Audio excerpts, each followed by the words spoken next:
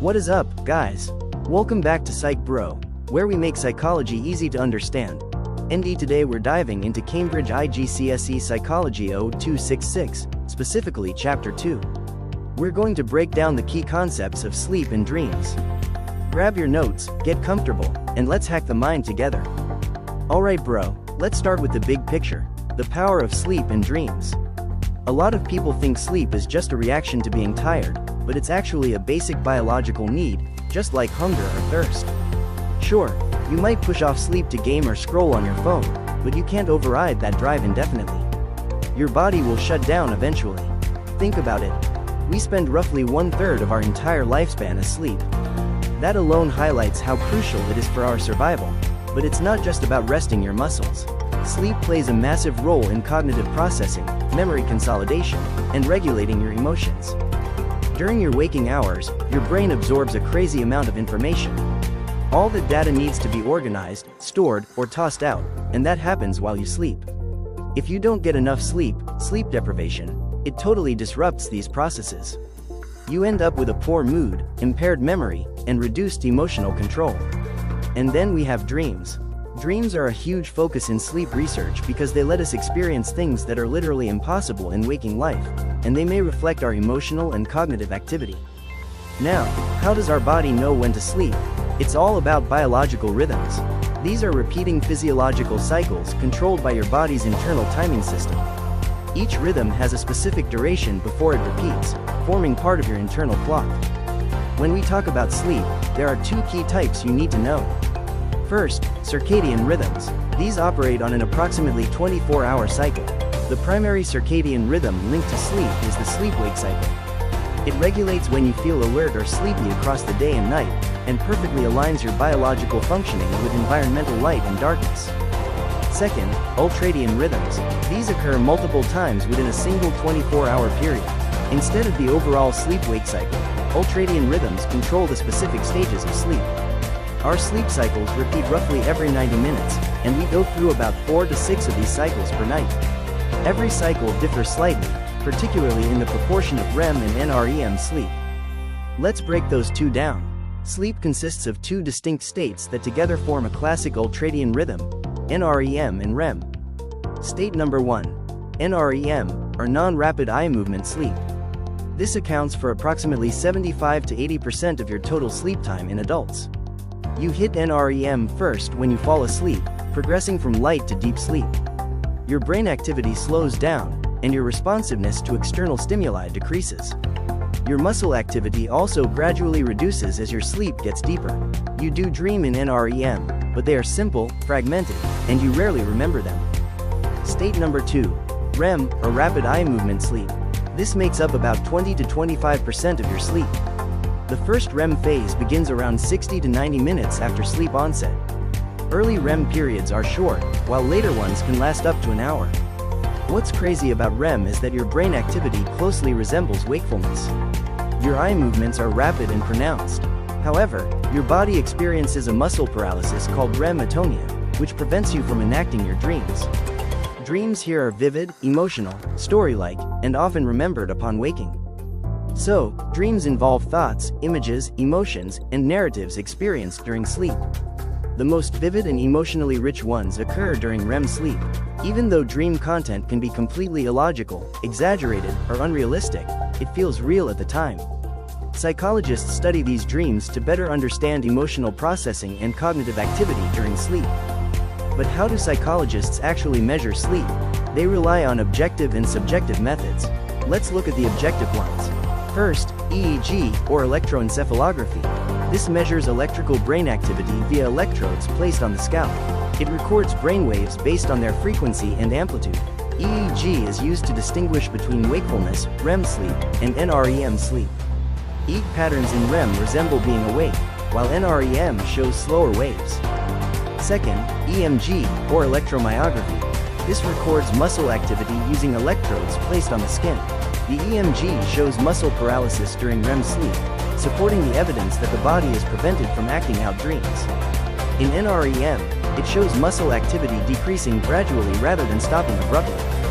Third, EOG, or electrooculography. This tracks eye movements by detecting electrical signals around the eyes. It is crucial for identifying REM sleep due to its rapid eye movements, and is used to observe the transitions between NREM and REM sleep. For subjective methods, we use dream reporting. Participants describe their dream content after waking up, including duration, narrative structure, emotional tone, and characters. This is done in sleep laboratories or through home dream diaries. But a quick warning: laboratory settings can actually influence dream content. Research by Domhoff and Schneider in 1999 found that 20 to 30% of dreams include references to the lab environment. Now, what external and internal factors affect these rhythms? Let's talk external influences, which are called exogenous cues, or sightgivers, meaning time givers. The most powerful sightgiver is light. Light detected by the eyes is sent to the suprachiasmatic nucleus, or SCN. Morning light suppresses melatonin, which increases your alertness. But evening or artificial light, like from your smartphone, delays that melatonin release, making sleep onset harder. Another cue is social cues. Daily routines like meals, work, school, and social interaction reinforce sleep timing. These are especially important in environments with limited natural light, like polar regions or indoor workplaces. Now for the internal factors, or endogenous pacemakers. These are your internal systems regulating biological rhythms. The key structures are the SCN, the pineal gland, and melatonin. The SCN is the body's master clock, located in the hypothalamus. In darkness, the SCN signals the pineal gland to release melatonin, the hormone that promotes sleepiness. As light increases, melatonin secretion is reduced, promoting wakefulness. The SCN also helps regulate body temperature, immune function, and digestion. To prove how much we rely on these cues, let's look at the pioneering research by Michel Sifra. In 1962, he lived alone in a cave for 2 months without clocks or natural light. When he came out, he misjudged the date by almost a month, indicating a huge disruption of his circadian rhythm. His sleep-wake cycle extended beyond 24 hours, demonstrating the role of external cues in maintaining biological rhythms. This research actually influenced astronaut training for coping with isolation and disrupted time cues during space missions. So what happens when our rhythms get messed up? Enter jet lag and shift work.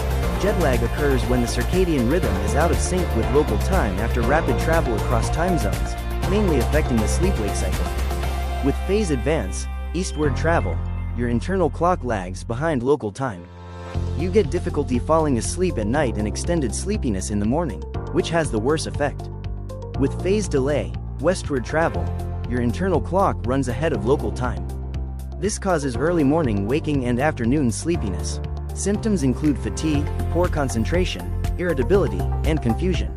Effects may last days or weeks depending on how quickly the circadian rhythm realigns, though individual differences exist. Shift work involves working outside standard daytime hours, like night shifts or rotating schedules. Disruption is greatest when working between 1800 and 7 o'clock, or when shifts frequently change. Like jet lag, shift work causes a circadian misalignment between sleepiness and required wakefulness. Sleep problems arise due to reduced sleep duration, poor sleep quality, and external cues like daylight and noise during daytime sleep. The negative effects are brutal: chronic tiredness, difficulty staying awake at work, and trouble falling asleep when rest is needed. Long-term consequences include lower work productivity, higher accident and error rates, and reduced job satisfaction. Finally, let's wrap up with 3 specific sleep disorders strongly linked to biological rhythm disruptions. They affect sleep quality, timing, and duration, and impair daytime functioning and alertness. Number 1. Insomnia. This is a common disorder involving difficulty falling asleep, staying asleep, or returning to sleep after early waking. It can be temporary or chronic. Daytime effects include tiredness, irritability, and reduced concentration and memory. Circadian disruption like jet lag or shift work increases your insomnia risk. External cues and internal alertness signals interfere with sleep onset, and stress contributes by disrupting melatonin regulation. Number 2. Sleep paralysis. This occurs during sleep onset or awakening, and is characterized by a temporary inability to move or speak. It's often accompanied by vivid dream imagery and sensations of chest pressure. Sounds terrifying, right? But episodes last seconds to minutes and are not dangerous. It's caused by an overlap between REM sleep and waking consciousness, where the brain wakes before the REM-related muscle paralysis ends. Irregular sleep schedules increase the risk. Number 3. Sleepwalking. This is a NREM sleep disorder occurring during deep sleep stages. It involves complex behaviors like walking, eating, or dressing. Individuals are difficult to wake, confused if awakened, and typically amnesic for the episode. Episodes are usually brief but may be risky or embarrassing. It's more common in children due to immature sleep cycles. Triggered by factors affecting NREM sleep like sleep deprivation and irregular sleep patterns, psychologists suggest sleepwalking results from disrupted sleep stage transitions with increased brain activity during deep sleep. And there you have it, bro. That covers the key concepts of sleep and dreams from Chapter 2. If you found this video helpful, smash that like button, subscribe to Psych Bro for more Cambridge IGCSE psychology breakdowns, and I'll catch you in the next one. Stay sharp.